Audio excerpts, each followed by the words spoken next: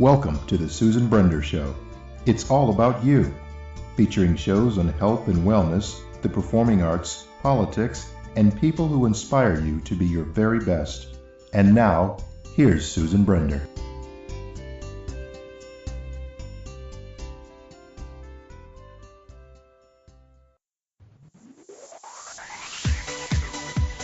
This has been brought to you by Megger, a company that has been serving the electrical test and measurement industry for over 100 years.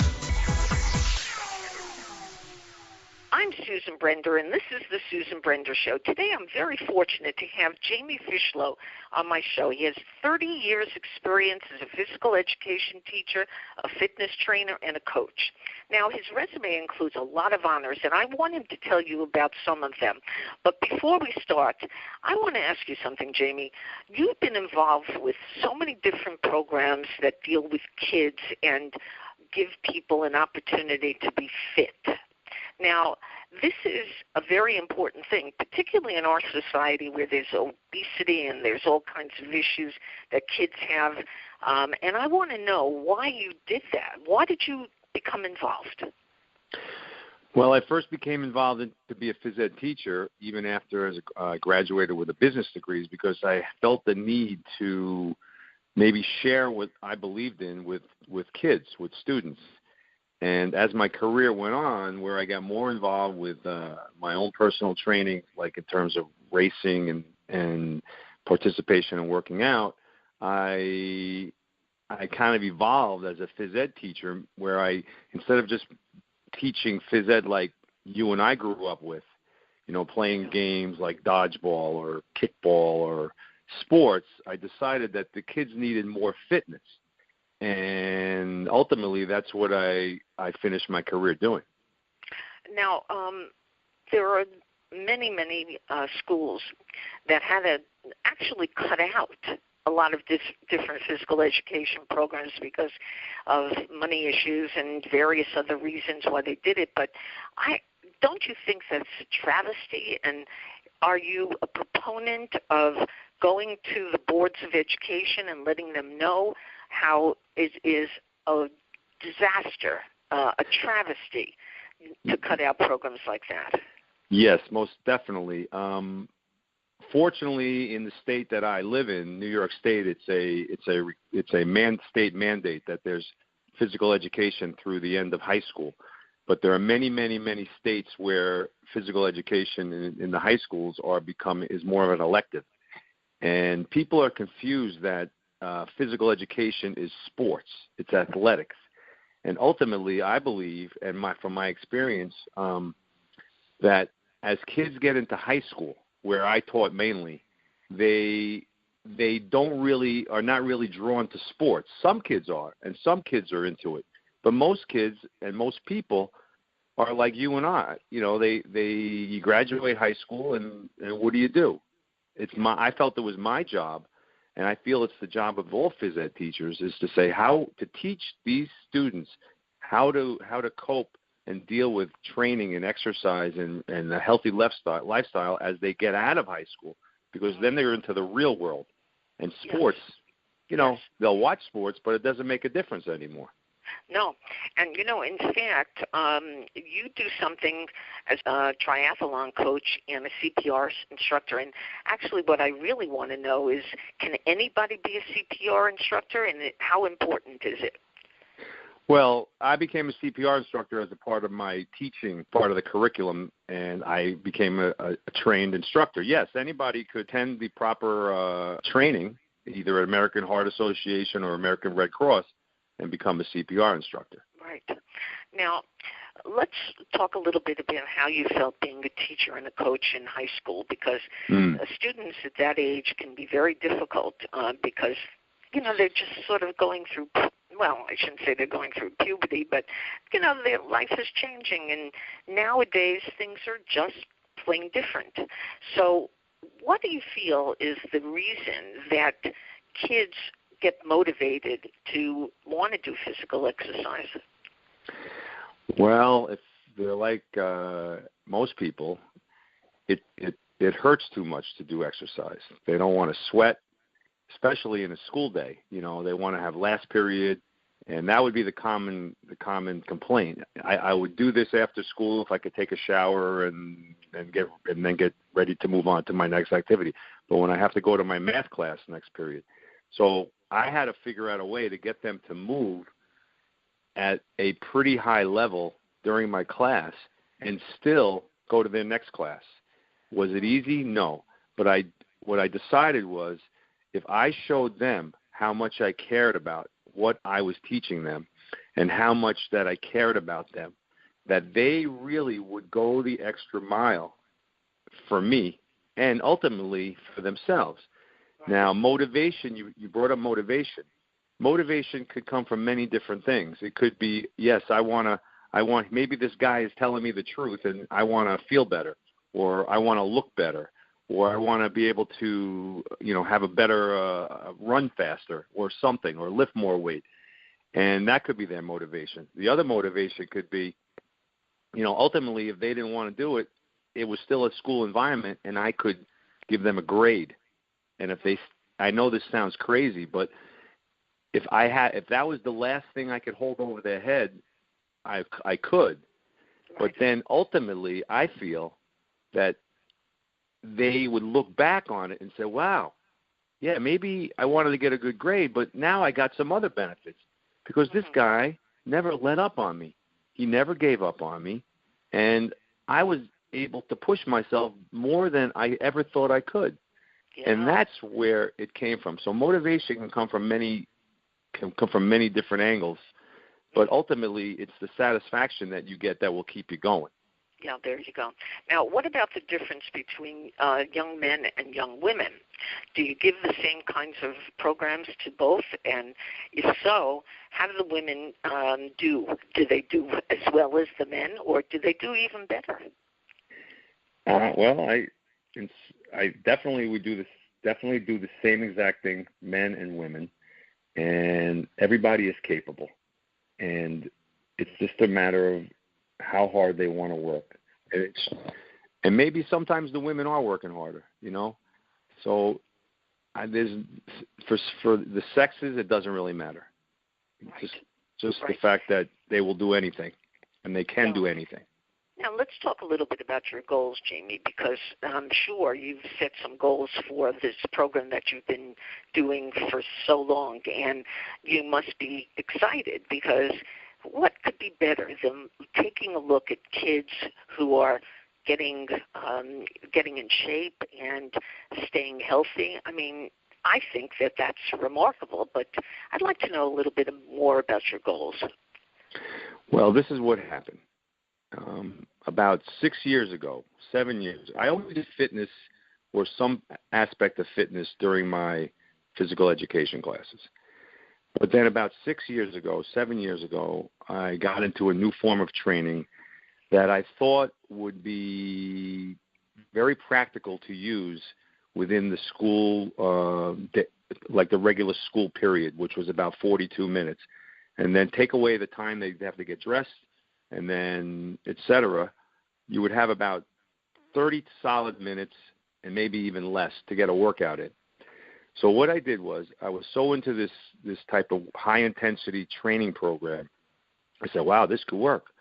So what I did was I wrote a grant within the school district because I was looking for barbells. I was looking for different types of equipment that we didn't have. And the grant was called for about $10,000. So it was through the Booster Club in my school district. And what happened was I actually sat down and met with these people, and they approved the grant, and they were going to do it in phases.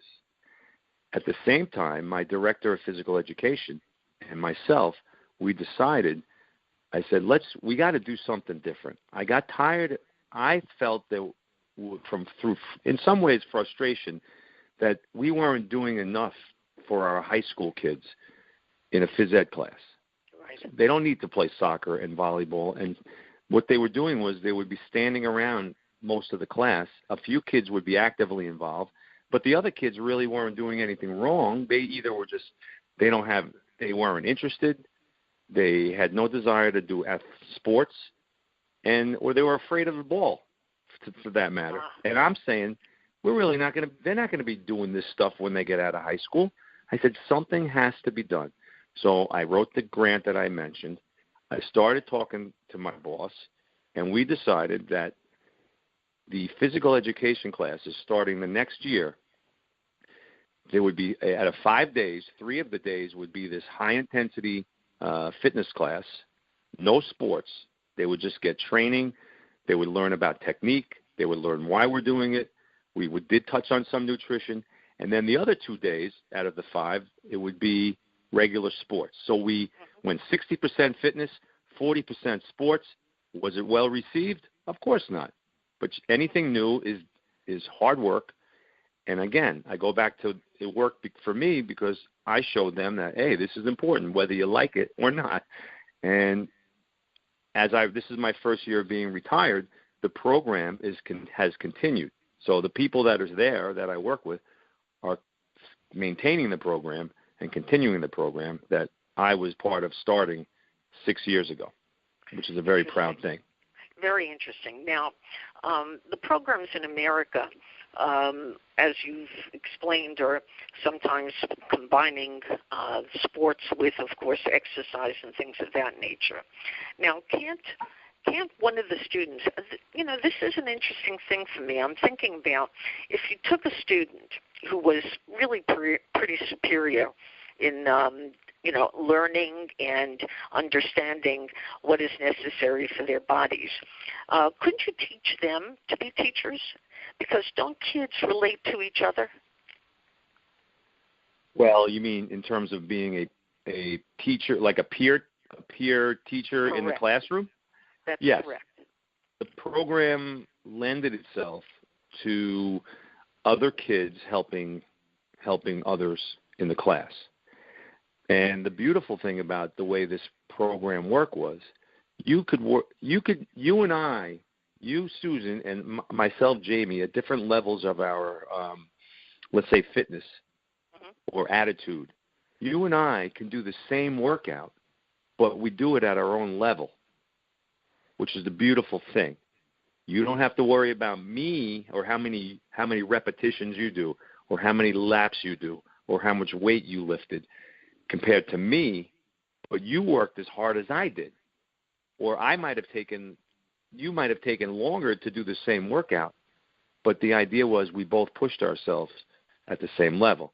Now, if I could, as a peer, could help you with technique prior to the workout, or to help motivate you by, cheering you on, and vice versa, that's the beautiful thing of that kind of program. And that's the winning part comes from we all get something positive out of it. That's the winning part, as opposed to playing a sport, which I love sports, but there's a time and a place for them, and it's not for everybody. And but peer teaching is excellent. Is an excellent thing. Yeah, I think so. And now, do you believe that all students are capable of finding some level of success? I mean, excuse me, most definitely. They do. I would see students who you would never think when they walked in the door could push themselves and be as successful in terms of the area that I taught. I would see it in their eyes. I would see them driving themselves. And as a teacher and an educator, it was the most satisfying thing I ever saw. This is a good time to talk about it. We just had the Olympics, and needless to say, these are our top people in all different fields of sports. Now, the Olympics is a huge goal for people to accomplish, to be able to get into the Olympics. Now, could we have a program? I mean, not everybody is capable of doing that, Jamie, but it's such an exciting event, and when they win an award, whether it's bronze, whether it's gold, silver, you name it, it's incredible. But I'm thinking that there could be a kind of Olympics for kids who are maybe not so great, but just have that incentive to accomplish all the things that you teach them. What do you think about that? Well, our society looks towards the best all the time. And the Olympics is obviously an example of that, with the gold and the silver and the bronze medals. We look to, the college students or the professional ranks where they win awards, or high school students, or any level, or the youth sports. So the problem is, it's great, it's fantastic. There's so many people who are fantastic athletes, and they're capable of doing it. But what about everybody else? That's where I was concerned. What about everybody else? And you have to find different ways to find that gold medal in your life, so to speak. Right. Like I've been doing triathlons for over 30 years. If I worried about, if I was an age group award winner, and I won these awards, and that was the only reason why I was doing it, I would have quit a long time ago. And it's not the awards come from intrinsic feelings and the way it makes you look and how it affects your self-esteem and confidence. Because if it's only about an award, which are great, but everybody's not capable of winning the award. So what's going to keep you going? And that's always been my passion and drive. If that answers your question. Yeah, it does. And, I'm happy to hear what you have to say about that because, not everybody has an ability to go after something like that, to try to compete. Competition for some people is great, but for others, it is a fear of failure. Now, let's talk about that a little bit, about the physical and the mental. What does it take to become a good athlete again? Is it that you work your body out and you're able to kind of do what you need to do to fulfill the sport, or is it a mental thing? Is it a psychological thing where you just talk to yourself and you say, I can do it, I can do it, I can do it? What is your opinion about that? Well, from the athletic part of it, my coaching part of it, where I've coached tennis players for many, many years. Two people could have the same skill level, and they can hit the ball as well, or they can move as well. But there's something that's different when they get into a match play. It's being able to stay relaxed, to put across what your goals were in that match against your opponent, and to be successful. And some people have more confidence in their ability. They're playing. They're not afraid to make a mistake. They're confident in the fact that if they do make a mistake, all right, I'll forget about it and move on. Jamie, what about confidence? You're talking about confidence. How do you get confidence? Is it from your parents? Is it from your teachers? Who helps you to build your self-esteem and your confidence? Well, I think in many ways, some of it's innate and it's part of you. I think it's just like a factor that you're born with. I really do. You can train it to put yourself in these situations. Yes, your parents could probably have an effect on you by supporting you, and you have to know how to fail. Because if you don't fail, you can't learn from that mistake. Mm-hmm. So confidence, it's a very tricky thing. But I think it's a lot of natural, how you just, that's your makeup. Some people are more confident than others, but some people aren't willing to put themselves out there and expose themselves in terms of making a mistake or looking a little like they're not as good as they think they are. Exposing themselves, stepping out of their comfort zone. But that's how you learn. And the more situations that you're in like that, perhaps your confidence can be built. I like the word that you just used, and that is stepping out of your comfort zone. Not a lot of people are willing to do that, but the people that are, boy, can they soar. Can they do things they never thought before that they were able to do? Do you agree with me on that? Yes, and there was something else that I taught for many, many years in phys ed. There's a program called Project Adventure, and ultimately the program leads to climbing high ropes courses, which we did have in the school. But it's about group dynamics. It's about trust. It's about kids learning how to work together and solve problems together, and learning how to step out of their comfort zone. And, everybody would always look at the class like, when we climb 40 feet in the air, 40 feet on this rope course in the air, and you're on a belay rope, so it's all safe. Mm-hmm. It's safe physically, but they have to get over the emotional side, and they need the support of others. So I spent many years seeing many kids. Now, stepping out of your comfort zone could mean talking in front of the class, or standing in the middle being the one that's it, or holding someone's hand, or playing a silly game, and then ultimately climbing a 40-foot pole and walking across a log to get to the other side. And that was about stepping out of your comfort zone. And some people have how can I put it? They can do it easier than others.